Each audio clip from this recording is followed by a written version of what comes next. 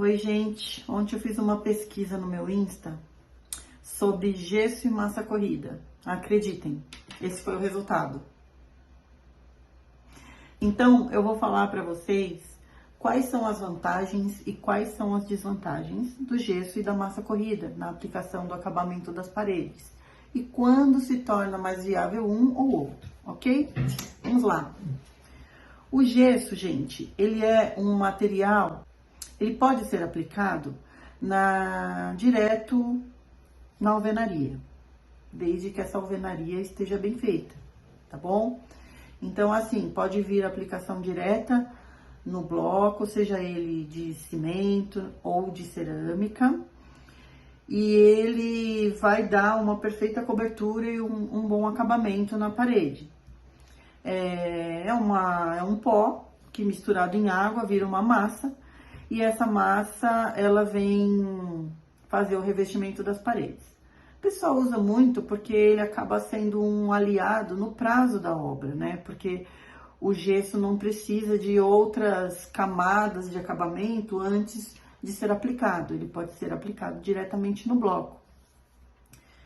No entanto, ele tem algumas desvantagens que eu vou falar para você. Não é recomendado aplicar gesso em áreas molhadas, já que ele é um material feito e diluído em água.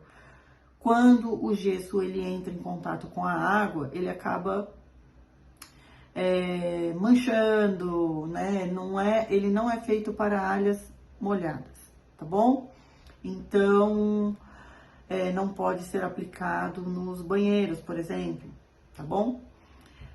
O gesso também não é recomendado quando você vai aplicar numa parede onde vai haver fixação de armários, fixação de marcenarias elevadas. Não tem uma boa resistência, né? Então, não recomendo que seja aplicado gesso em áreas que vão servir de apoio para marcenaria. No entanto, o gesso vem de encontro a uma relação financeira muito boa, né? Porque ele é um material barato, ele é um material que ele ganha prazo, né? Dentro de uma obra, conforme eu já falei, rápida aplicação, rápida secagem e não precisa outros produtos, né? Antes dele para ser aplicado, né? E ele já fica para receber a tinta, embora o consumo da tinta, quando a parede está acabada no gesso, o consumo da tinta é maior, porque ele tem, de fato, uma maior porosidade. Do gesso, essas seriam as maiores vantagens e desvantagens. Agora, vamos falar sobre a massa corrida. Massa corrida, ela é um acabamento também das paredes, né? Só que antes de ser aplicada a massa corrida, ela tem necessariamente que ter uma base, né? Que vem como reboco, chapisco e o emboço. E também um selador, tá bom? Então, antes da massa corrida, propriamente dita, ela tem que ter um preparo antes de ser aplicada nas paredes, tá bom? Ela pode ser aplicada em áreas internas, áreas externas, áreas molhadas, desde que sejam a massa acrílica, tá bom? Também ela tá pronta para receber a pintura, né? E nesse caso da massa corrida, ela acaba que não tendo um alto consumo de tinta, porque ela é menos porosa do que o gesso, né?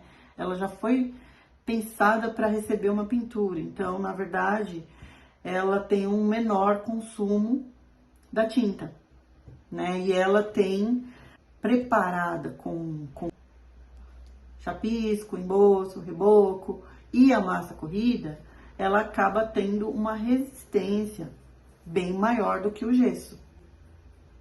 E é aconselhável, né, quando você tiver paredes que vão ter parafuso, apoio de marcenaria, móveis e tal, é legal que essa parede seja feita com reboco e massa corrida, ok?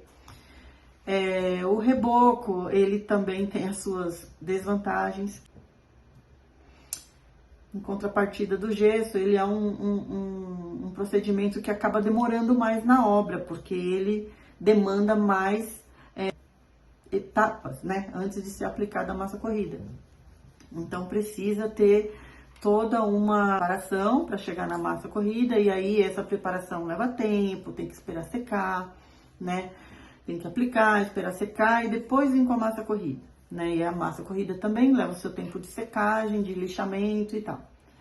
Então, assim, os dois produtos, eles são altamente utilizados na construção civil para acabamento de paredes e tetos e são recomendados, tá? Mas cada um tem ali a sua particularidade, o gesso tem um custo muito mais barato, a massa corrida acaba ficando mais cara por causa que tem outras etapas antes dela, mas ambos os casos têm a mesma finalidade, que é dar um acabamento na parede. Ambos os casos, as paredes vão ficar regulares, prontas para receber uma tinta ou um acabamento, um papel de parede, alguma coisa, tá bom? Então, ambos os produtos são aconselháveis no uso da construção civil, ambos os produtos vão dar uma relação estética praticamente igual, né? O que muda entre eles, basicamente, é o custo, o tempo de aplicação, o tempo de secagem, a resistência, né? Entre eles. Então, você pode sim fazer uma casa, um apartamento, uma obra no geral,